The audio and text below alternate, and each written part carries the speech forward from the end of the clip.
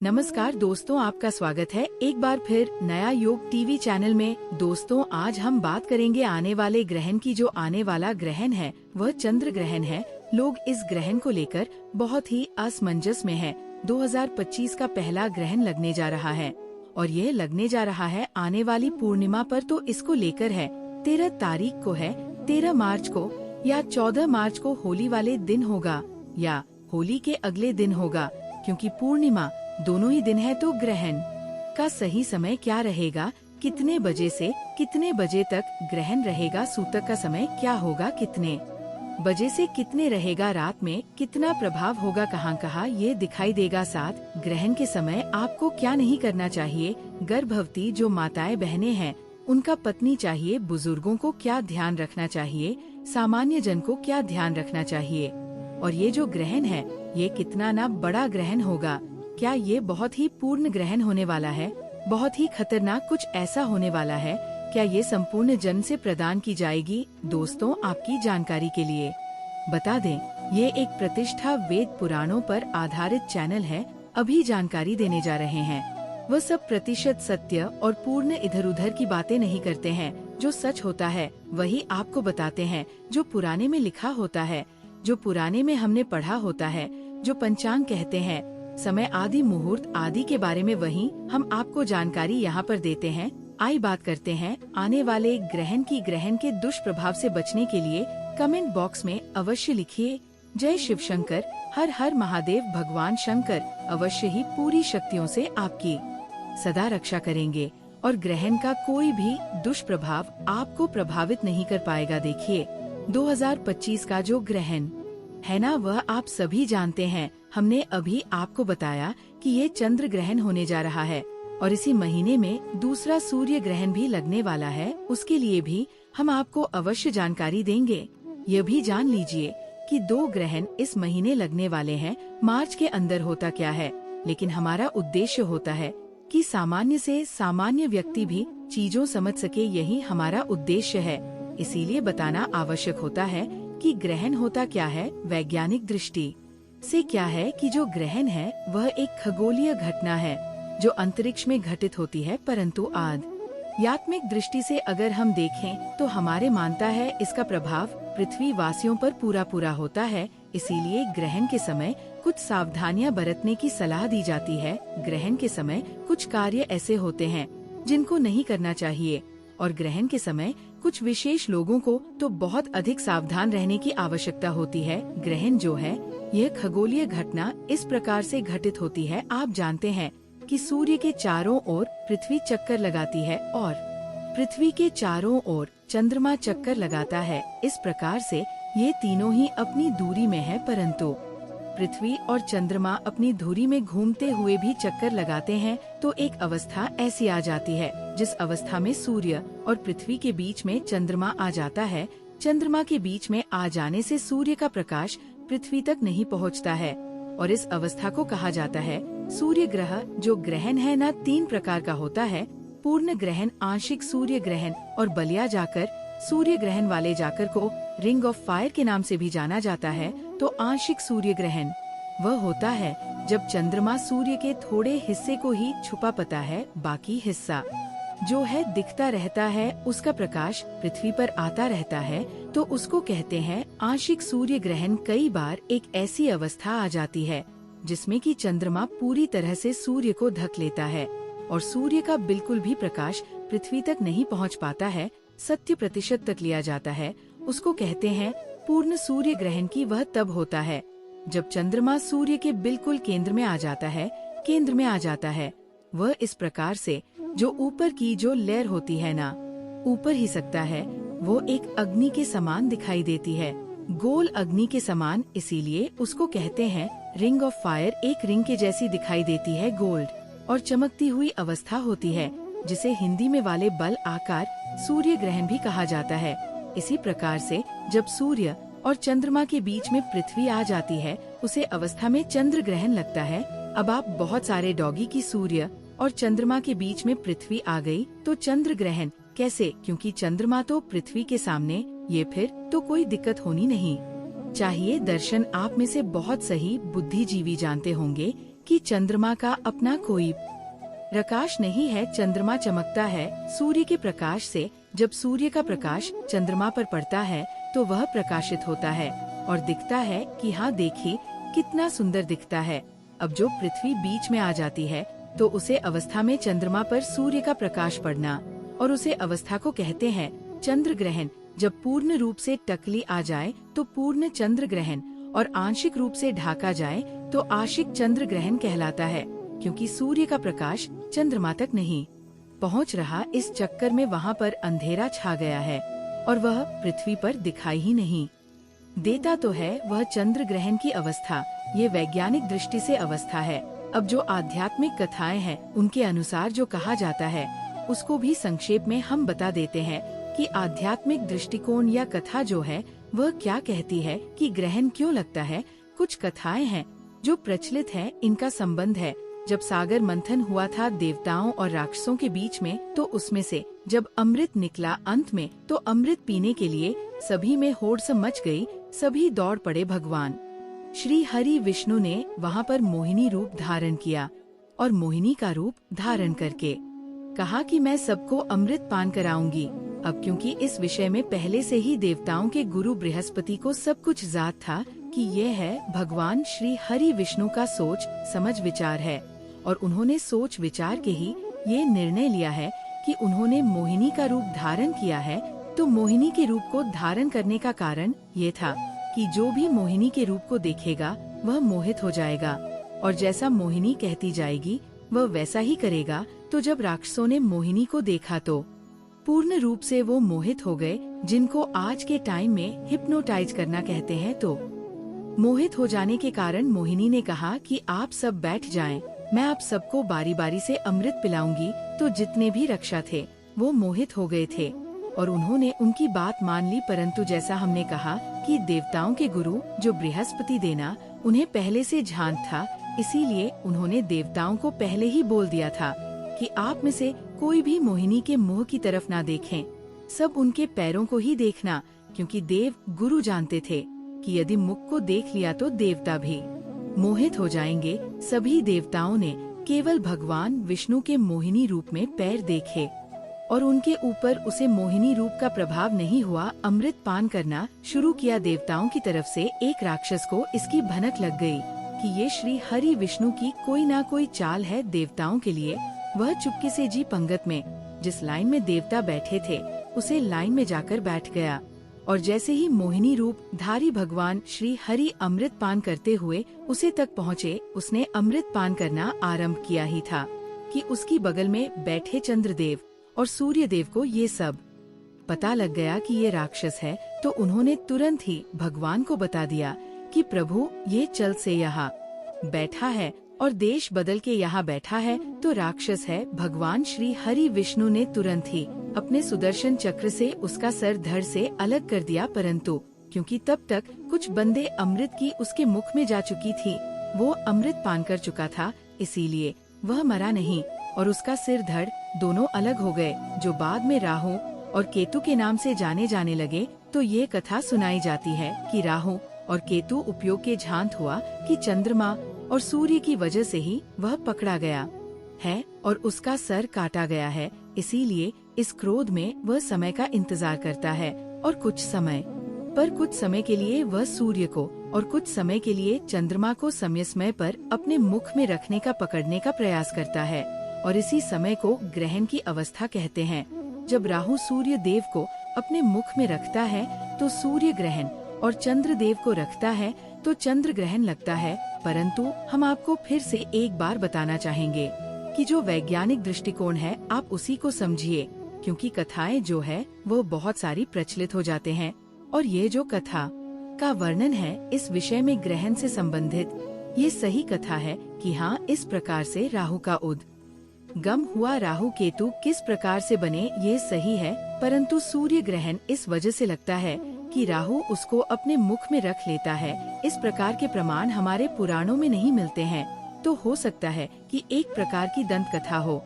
ये इसीलिए आपको केवल यही ध्यान रखना चाहिए जो वैज्ञानिक दृष्टिकोण है कि जब पृथ्वी बीच में आ जाती है तो चंद्र ग्रहण, और जब चंद्रमा बीच में आ जाता है तो सूर्य ग्रहण लगता है। बात करें कि ग्रहण वह 13 तारीख को रहेगा, 13 मार्च को या 14 मार्च को, और ग्रहण तथा सूतक का समय क्या रहेगा और भारत में कहाँ दिखाई देगा, क्या प्रभाव होगा, उससे पहले जानना आवश्यक है कि ग्रहण वाले दिन आपको क्या सावधानी बरतनी चाहिए। ग्रहण शुरू होने से पहले कौन से वह कार्य हैं जो आपको अवश्य रूप से कर लेने चाहिए, क्योंकि ग्रहण का देखिए प्रभाव तो चाहे आध्यात्मिक दृष्टिकोण से देखिए चाहे वैज्ञानिक दृष्टिकोण से, ग्रहण का दुष्प्रभाव तो पृथ्वी पर आता है। तो आपको सावधान रहने की आवश्यकता तो होती है, डरने की नहीं। फिर आपको बताए डरने की आवश्यकता नहीं है, ग्रहण से डरने की आवश्यकता नहीं है, परंतु ग्रहण से सावधान रहने की बहुत आवश्यकता है।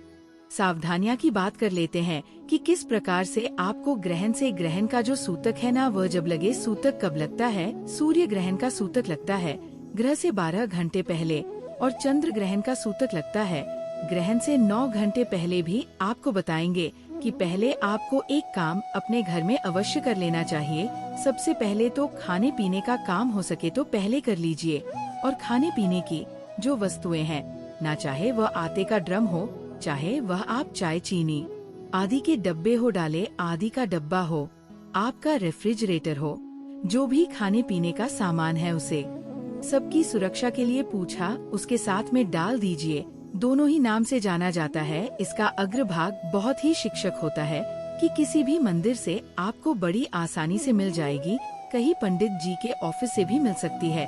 अगर पंडित जी रखते होंगे तो कुशा को सभी खाने पीने की वस्तुओं में क्यों डाला जाता है? उष जो है ना, एक बहुत ही पवित्र और बहुत ही पावरफुल माना गया है। ऐसा प्रमाण आता है कि कुश के अंदर कुछ इस प्रकार के गुण होते हैं जिससे कि जो नकारा शक्तियाँ हैं या हानिकारक जीवाश्म हैं, उनको वह अपनी ओर आकर्षित कर लेती है, और वह आपके खाने पीने की सामग्री को नुकसान या प्रभावित नहीं कर पाते। जैसे कि आपने किसी खान की सामग्री में कुछ डाल दिया, वहाँ पर जो भी हानिकारक जीवाश्म बन पाएगा या आएगा वायु के माध्यम से, या किसी प्रकार के नेगेटिव एनर्जी आएगी, तो वह उसे कुश पर ही आकर ठहर जाएगी। इतना शक्तिशाली है। ये पूछा कुछ के कुछ दिव्य गुना के कारण ही आपने देखा होगा कि हमारे घरों में पूजन के समय कुश का विशेष प्रयोग होता है, पितरों के तर्पण के समय कुछ का विशेष प्रयोग होता है, कोशिका, क्योंकि वह एक कुछ दिव्य गुण है उसके अंदर, इसीलिए हमेशा ही पूजा में उसका प्रयोग होता है। और उन दिव्य गुना के कारण ही आपको ग्रहण के समय में कुशल खाने पीने की सामग्री में रखनी चाहिए। ग्रहण के समय नुकसान क्या होता है? वैज्ञानिक दृष्टिकोण आपको बताते हैं। वैज्ञानिक दृष्टिकोण यह कहता है, आप जब इसको समझेंगे तो आप खुद रिलायंस कर पाएंगे कि हाँ, इसमें बहुत कुछ सत्यता है कि जब सूर्य का प्रकाश पृथ्वी पर नहीं आता है ना, तो उसे अवस्था में पृथ्वी पर बहुत ही सूक्ष्म जीवाश्म, जो कि हानिकारक जीवाश्म होता है, वह पैदा हो जाता है। इसको आप इस प्रकार से वहाँ विजिबल दिखने लगती है। थोड़े दिन बाद कई जम जाती है। बहुत ही अजीब से कुछ जीवाणु है जो निकल आते हैं। कैसे निकल आते हैं? इसीलिए क्योंकि सूर्य का जो प्रकाश है ना, वह पृथ्वी की सुरक्षा के लिए आवश्यक है। अगर सूर्य का प्रकाश नहीं रहेगा तो पृथ्वी पर जो हानिकारक जीवाश्म है ना, वो उत्पन्न हो ही जाएंगे। अब क्योंकि बहुत लंबे समय तक नहीं सूर्य का प्रकाश रहता, तो वो हमें देखना भी लगते हैं, परंतु कुछ समय के लिए भी यदि सूर्य का प्रकाश जाता है तो उसे अवस्था में भी जो अति सूक्ष्म देव जीवाश्म हैं, वो वायुमंडल में आ सकते हैं, और वह स्वास्थ्य के माध्यम से या भोजन के माध्यम से, यदि आपको का खाना रखा हुआ है और उसको ढाका नहीं गया है, उसमें कुछ आदि नहीं है, तो वह जो जीवाश्म है वह आपकी भोजन के संपर्क में आएंगे। जब आप भोजन सामग्री को प्रयोग में लेंगे तो मैं आपके अंदर जाएंगे और आपको नुकसान पहुंचा सकते हैं। कहा जाता है कि आपको खाने पीने की सामग्री में कुशल आदि डाल देनी चाहिए, जिससे कि जो हानिकारक जीव एकत्रित हो जाए।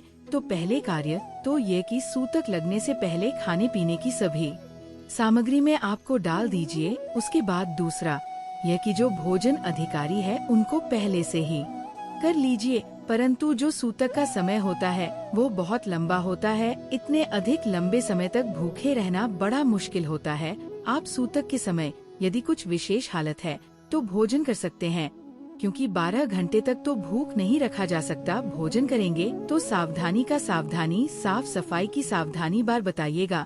ताज बना हुआ भोजन ही ग्रहण कीजिए। ग्रहण का समय चल रहा हो, ग्रहण लग रहा हो, उसे अवस्था में भूलकर भी भोजन नहीं कीजिएगा। उसे समय तो आपको भोजन को हाथ भी नहीं लगाना है। भोजन आदि कार्य जो है आप उसको समय से पहले कर लीजिएगा, ग्रहण से पहले कर लीजिएगा। ग्रहण के समय आप भक्ति कीजिएगा, भगवान के मंत्र जपी। जो ऑफिस जाने वाले लोग हैं वह ई जाएंगे। जो आपके घर के काम हैं आप उनको करेंगे। सावधानी, ये भारत नहीं है कि ग्रहण के समय आपको बाहर नहीं निकलना है, आसमान की ओर नहीं देखना है, क्योंकि आसमान से आने वाली किरणें आपकी आँखों को आपको नुकसान पहुंचा सकते हैं। विशेष रूप से गर्भवती माताएं बहनें जो है उनको अधिक सावधान रहने की आवश्यकता होती है। उनको अधिक सावधानी बरतने की सलाह दी जाती है। उनके लिए विशेष रूप से हम बताएंगे कि क्या क्या कार्य उनको नहीं करने चाहिए। जो सामान्य ज्ञान है उसे भी ग्रहण के समय में बाहर निकलने से बचना चाहिए।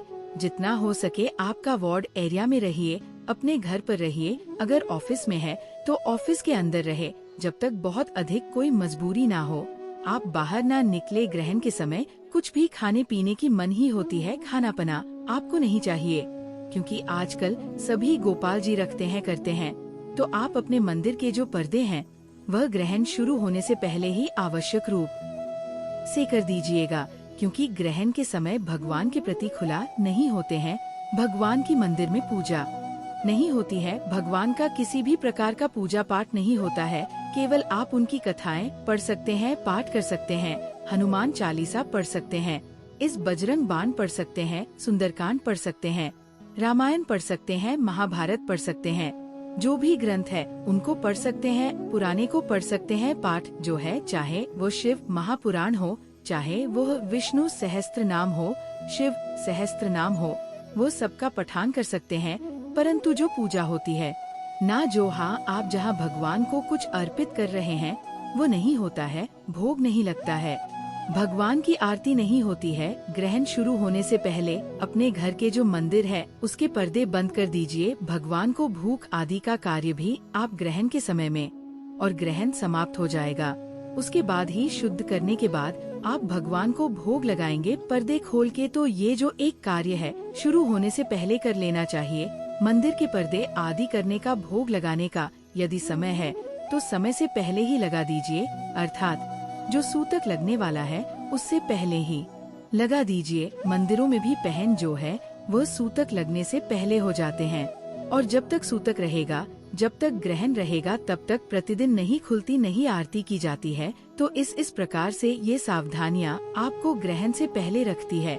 ये तो हो गई सामान्य व्यक्ति के लिए। अब बात आती है कि भूख नहीं रह सकते, बच्चों को भी अधिक समय तक भूख नहीं रख सकते, तो उनको आप भोजन दे सकते हैं।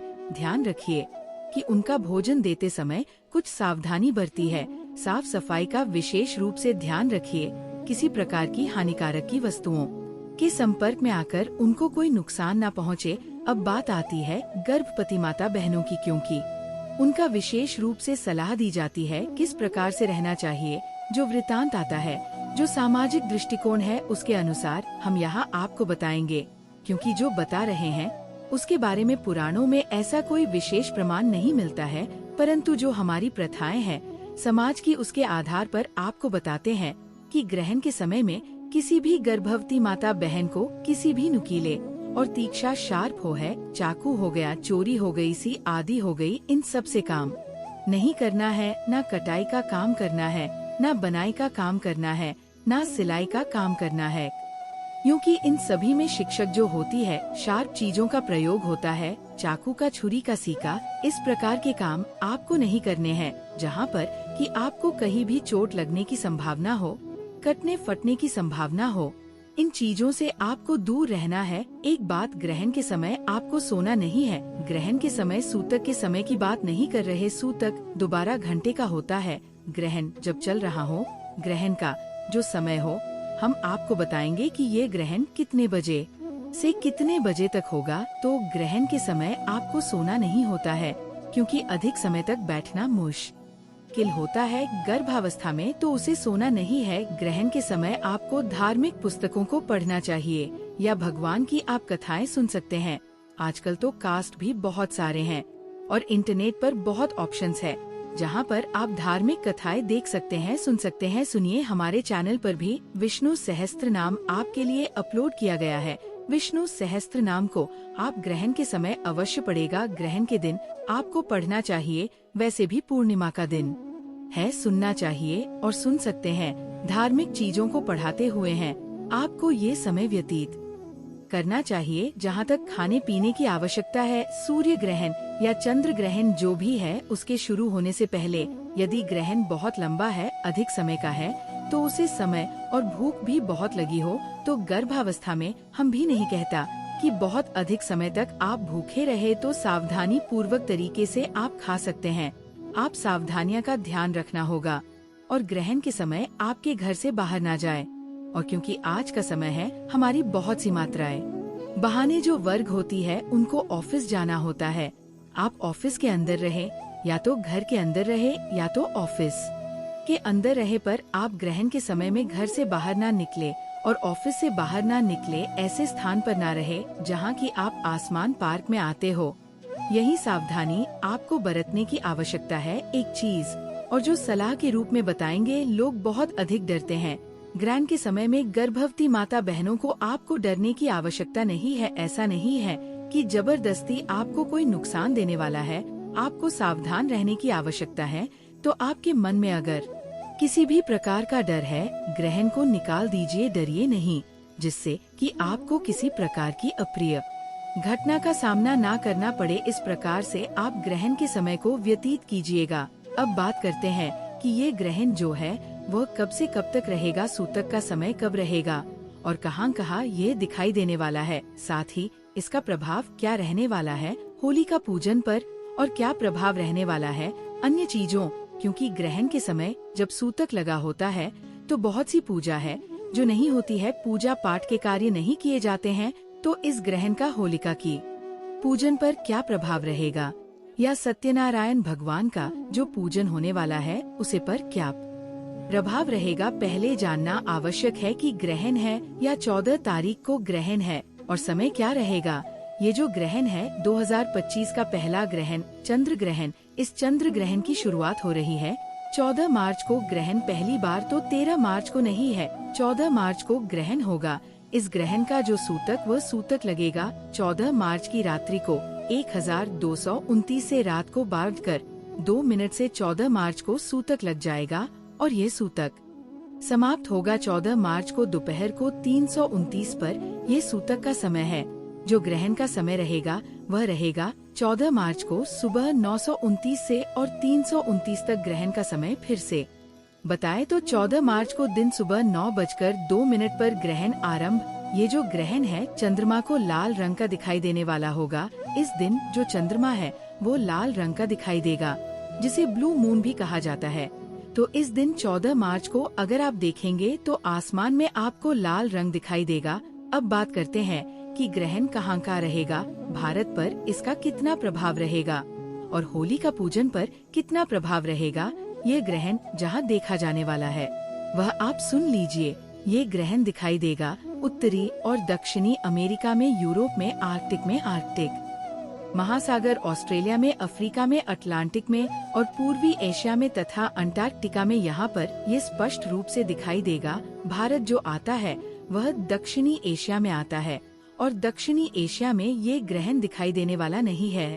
और भारत के समय के हिसाब से भी देखें तो हमें लग रहा है 9 बजे कोई मिनट पर जो हमने आपको बताया आरंभ होगा। 9:29 दिन रहेगा और दिन में तो चंद्र ग्रहण तय। ये जो ग्रहण है वो भारत में दिखाई नहीं देगा। इसके प्रभाव की बात करें तो भारत में इसका प्रभाव भी दिखाई नहीं देगा, प्रभाव भी नहीं पड़ेगा। सूतक जो है और रात्रि को लग जा आएगा। इसका जिस समय भारत में रात रहती है परंतु ग्रहण ही भारत में नहीं है, इसीलिए सूतक का भी प्रभाव भारत में नहीं रहेगा। परंतु जो हमारे बाकी देशों के सब्सक्राइबर्स हैं, हमारे बाकी देशों के जो फॉलोअर्स हैं, जो हमारे दर्शक हैं, जो अन्य देशों में हैं, वह सावधान रहिएगा। अगर किसी को अभी भी अपनी कंट्री के अनुसार क्लियर ना हुआ हो कि कहाँ पर ये ग्रहण दिखने वाला है तो आप कमेंट बॉक्स में लिखकर पूछ लीजिएगा। हम आपको आपके देश के अनुसार जानकारी प्रदान करेंगे। और एक बार फिर से कहना चाहेंगे कि गर्भवती माताएं बहनें जो भी हैं, वह चिंतित ना हो, सावधान रहे। ग्रहण के दुष्प्रभावों से बचने के लिए भगवान शंकर की कृपा प्राप्त करने के लिए आवश्यक लिखिए कमेंट बॉक्स में जय शिव शंकर, हर हर महादेव। दोस्तों, आपको हमारे द्वारा बताइए जानकारी कैसी लगी।